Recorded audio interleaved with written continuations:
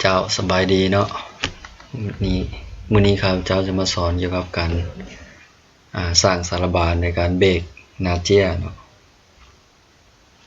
อยู่ใน Microsoft Word เนาะเข้ามา Microsoft Word เนาะอันนี้ครับเจ้าได้สร้างไฟล์เอกสารแล้วเนาะจะมีหน้าปกเนาะแล้วก็บทที่1เนาะในการสร้างบทโปรโมโซเนาะในการขึ้นป้องกันเนาะในนี้เนาะหลายท่านหรือว่าหลายน้องนักศึกษาที่เคยพบมาเนาะนี่มีหน้าปกเนาะมันจะมีเลขหน้าเนาะแต่เราบ่ต้องการให้มันมีเนาะเราเซตจังได๋เนาะก่อนอื่นเนาะให้เราคลิกเมาส์ใส่ระหว่างศึกษา 2014-15 เนาะแล้วมาที่เมนูของ Page Layout เนาะเราจะเห็นคำสั่งหนึ่งเนาะ Break เนาะคลิกใส่เนาะแล้วเลื่อนลงมาคำว่า Next Page เนาะ Next ปึ๊บเนาะอันนี้มันจะติดคำสั่งของborder หรือว่าขอบเอกสารเนาะกับบ่เป็นหยังเนาะแล้วจะมาแก้ลำหลังเนาะให้เราติ๊กใส่ดับเบิลคลิกใส่เลข1เนาะดับเบิลคลิกใส่นี่เนาะแล้วคลิกเมาส์ใส่เลข2เนาะแล้วจะเห็นสังเกตlink to pvoid เนาะให้ลิงก์ไปเลยเนาะกดลิงก์ไปเลยปึ๊บเนาะจากนั้นให้เอามาที่ page number เนาะแล้วเลื่อนลงมาคำว่า format page number เนาะปึ๊บคลิกใส่เลยแล้วมันจะรันหน้าต่างแบบนี้ขึ้นมาเนาะให้เอามาติ๊กเอา start as เนาะแล้วมันจะเป็นนับ1ไปเลยเนาะแล้วก็โอเคเลยปึ๊บเนาะจะเป็นเลข1เนาะแต่เทิงนี้เราบ่ต้องการเราก็ลบลงไปเนาะเลข1เนาะตัวนี้เป็นเลข2นี่เนาะได้แล้วดับคลิกคืนเนาะบัด border ตัวนี้เนาะเราบ่ต้องการเนาะ border คือขอบหน้าปกเรานี่เนาะเราก็มาที่ page number คือเก่าแล้วมาคำว่า page border เนาะแล้วมาติ๊กอันนี้ออกเนาะ4อันเนาะติ๊กออกโอเคนี่จะบ่มีเนาะดูถึงยังเนาะ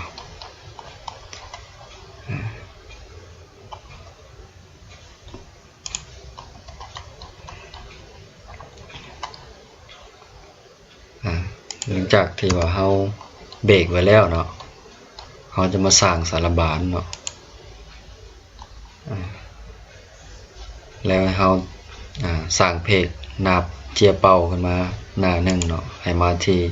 insert แล้วเพจเบรกไปเนาะ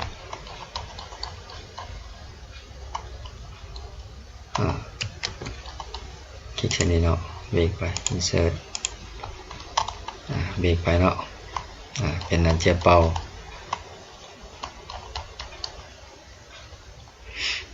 จงไว้เอาเห็ดสารบานเนาะจากนั้นให้มาที่ตัวนี้เนาะหลักการในเหตุผลนี่เนาะเราแม่ง1เนาะให้เอามาที่เมนู reference เนาะreference แล้วคลิกเมาส์ระหว่างโรแมงกับตัวหนังสือนี่เนาะแล้วมาที่คำว่า add text เนาะในคำว่า add text เนาะมันจะมี3 level เนาะ level 1แม่นข้อ1ใหญ่ level 2แม่น 1.1 เนาะ level 3เป็น 1.1.1 เนาะนั่นนี่มันจะเป็นโรแมงใหญ่เนาะเราก็คลิกเอา level 1เลยเนาะเลื่อนลงมา level 2กับ level 1เนาะโรแมง3กับ level 1เนาะ level 4กับ level 1เนาะโรแมง5เนาะกับ level 1โรแมง6กับ level 1เนาะโรแมง7กับ level 1โรแมง8กับ level 1เพราะว่า เอกสารเฮามีแต่ขอใหญ่เนาะ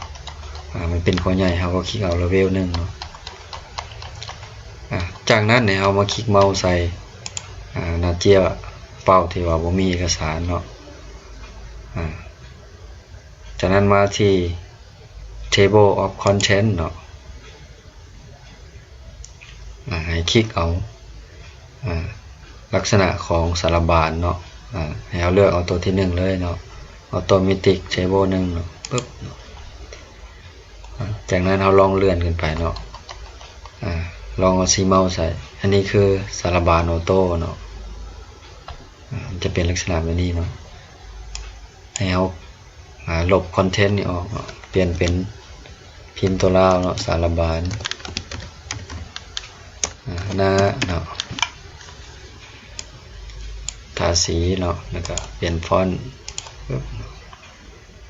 จากนั้นมาที่โฮมเนาะ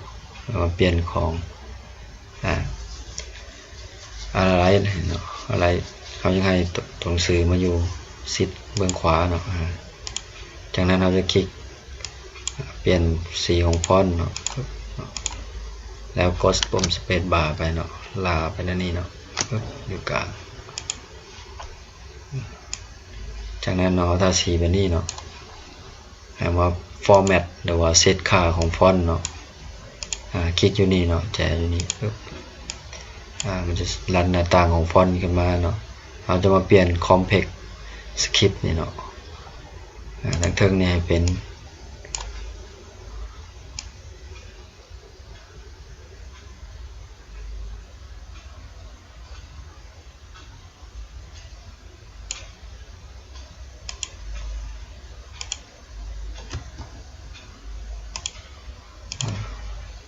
คลิกเลือกเนาะเป็นพิศลาดุทีเนาะนี่พิศลาดุทีเนาะเนคูล่าเนาะก็คือเป็นฟอนต์ธรรมดาเนาะบวกเข้มแล้วก็บอลนั่งเนาะแล้วก็บริขีดกองแล้วก็ไซส์เนาะขนาด12มาที่ลาตินเทคเนาะฟอนต์ตัวนี้จะเป็นไทม์นิวโรมันฟอนต์สไตล์ก็เป็นนิคูล่าใช้12เนาะจากนั้นโอเคปุ๊บเนาะแล้วเรามาใส่สารบานกับหน้าให้เป็นตัวเข้มเนาะแล้วก็ขนาด14สำเร็จเนาะในการสร้างสารบานเนาะตัวนี้เราก็ย้ายขึ้นไปเนาะปรับตัวนี้ให้เป็น0เนาะลบตัวนี้ขึ้นไปเนาะกดลบขึ้นมาเนาะมันเป็นหน้าดึงเนาะ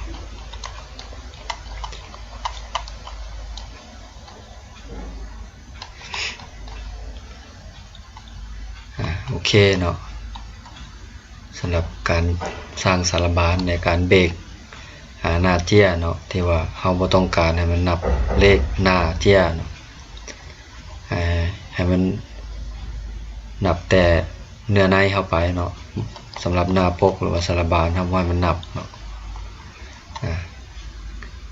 ก็จบเพียงเท่านี้เนาะขอขอบใจเนาะ